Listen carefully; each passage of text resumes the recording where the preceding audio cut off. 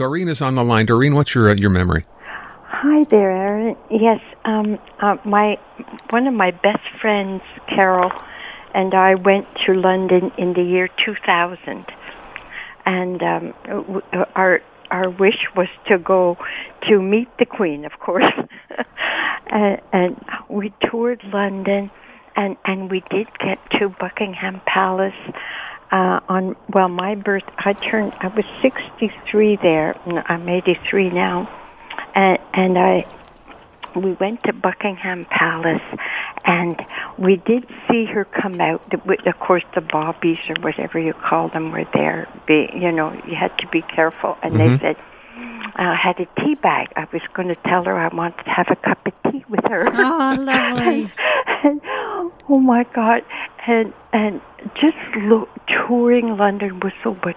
Being right there at Buckingham Palace, I'll never, ever... I have so many pictures, Aaron and Natasha.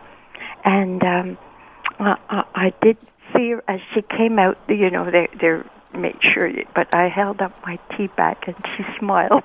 Oh. I didn't touch her or anything, but I just thought she was the sweetest, dearest monarch. And I was crying when I heard it. And we all will, we'll miss her 70 years. Our Queen for 70 years. Yeah. I love that you took her a tea bag. I was saying, I don't know if you heard me saying earlier, Doreen, I had the chance to meet her, and yes, I heard. And she was tiny and lovely, and the sparkly smile. Yes, exactly. Like, when I think of it, it's 20 years ago that we went. It was the year, 2000, 22 years.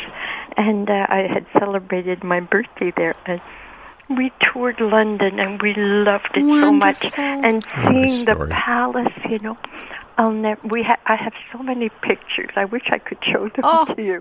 You know what? I'm jealous. I didn't have my camera with me that day. I was just going to an art gallery, and we didn't have cell phones yet. It was like, I think 97, 98 when I was there. I'm guessing it, or like right around 2000. I didn't have a cell phone, didn't have a camera. It's one of my biggest regrets. Doreen, I bet you. We toured. We went to Harrods, and we went to see Diana and Dodie's shrine in the middle of Harrods. We had such a good 2 good weeks. For you. I'll never, ever forget it. And I know you can't live forever, but we always thought she would. I agree. We always thought she would. Doreen, thank you so much for your call this afternoon. A beautiful call. Thank you. Frank, you say you were born on her coronation day, is that right? Yes, I was born on June 2nd, 1953. Wow. So you have a special attachment, if you will. How many times have you seen that speech over the years? Oh, I don't know how many times. Several. Okay. Just say one thing special about being born on that day. All babies that were born on that day, the parents had a choice of either calling it, if it was a girl, Elizabeth, or a boy, they call it Philip. So my second name is Philip. Because, okay. My parents received this silver spoon from the Queen. No way. That's very cool. Commemorating Coronation Day with a plate. It's a china plate with an 18-karat gold finish on it. It's commemorating Coronation Day with a picture of the Queen Elizabeth and Prince Philip. A special gift. And we have a text of someone saying that their parents were married the same week as the Queen and Prince Philip, and the Queen sent them a wedding gift, a Persian carpet. On their 25th anniversary, they got china with the Queen's embossed head. On the 50th, they were invited for a special luncheon with all the Brits who were still married, if they got married on that same week. And they said many weren't able to go. This is a beautiful message here. And it ends just by saying it's a very sad day. There will never be another Elizabeth. I bet you feel great to have been born on her coronation day today. Of all days. It would have been great to be able to have supper with her. Yes. Frank, I thank you so much. Thanks for sharing, by the way. That's an interesting take on that. John, I got a quick memory of Queen Elizabeth on this day. Well, I'm thinking about what my dad told me. My dad was in the American Army in London during World War II before D-Day, and he had such an impression of the royal family staying in their building even though it was bombed, and then the Queen driving an ambulance in uniform. And you have to understand, to that generation, my mom's a Canadian nurse and my dad was an American soldier, and Canadian soldiers, American soldiers, British soldiers, French soldiers who were over in London, the respect they had for her service then. And you saw it even to this day. You know that the day she swore in the Prime Minister 2 days ago, she also sent a message to the people in Saskatchewan, the Native Nation, who had lost so many people, in sympathy to them. And she took time. Imagine that. She's doing that even though when she may know that she's dying, you know? And that's service, that's honorable, and that's an era passing when you've had someone who had their first prime minister was Winston Churchill, and now the 14th one. And she, like someone else said earlier, they never took a day off, and that's just honorable. And I don't think we'll see that likes again. I agree. Last of her kind. Yeah, indeed. John, thank you so much for that. Kathleen, what about you? What's your memory of Queen Elizabeth? Hello. Thanks for taking my call. I always listen to you both, and you're wonderful. Thank you. When I was young, very young, we always had a lot of respect for the Queen at the time was still a princess. And I remember my first thrill was getting a book from the Girl Guides, because they were Girl Guides. So I have a book of them. But what I really wanted to tell you was my aunt cooked for the Queen when the royal family came for the 76 Olympics. No way. I didn't see them, but my aunt spent all this time with them and all the family. And so she cooked for this very well, and she stayed.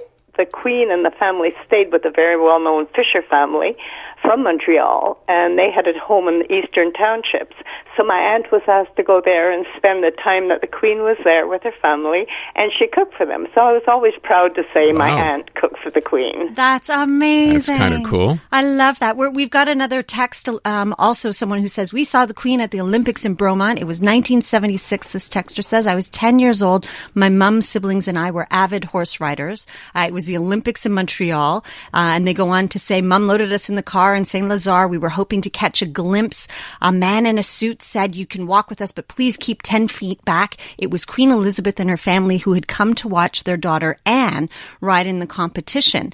They said, not only were we able to witness the competition with the Queen herself, an avid horse rider. And then they say, sadly, Anne was eliminated. She had a fall. She broke her arm. I remember that being in the news. They say, though, we have some amazing photos of the Queen and her sons, memories to last a lifetime, including from my mum, who is now 92. Wow. That's this texter. Kathleen, thank you so much for sharing that. Our producer I see is on, our former producer who's on maternity leave right now, Robin Flynn, is there. Hi, Robin. Hey, guys. How you doing? Pretty good. What's up? So I was listening to you guys, and it made me think of a Queen story from my family. So my grandpa Robert, my late grandpa Robert, used to be a member of the Royal Canadian Air Cadets.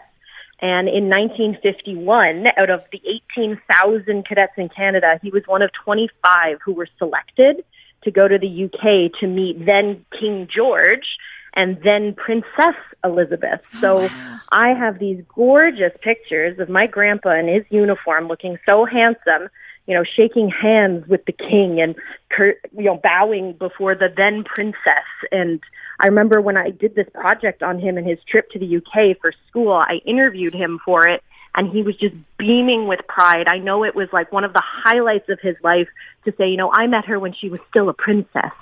So it was a year before she became queen. So today I dug out my old project, which is cute because it's in my, you know, 12-year-old girl scrawled cursive handwriting. I love it. And I'm looking at the pictures of my late grandpa meeting the Queen, and I'm sure he's standing in line ready to greet her in heaven. What a nice story. Oh, fantastic, Robin. Hey, Robin, thank you so much for sharing that. We appreciate it.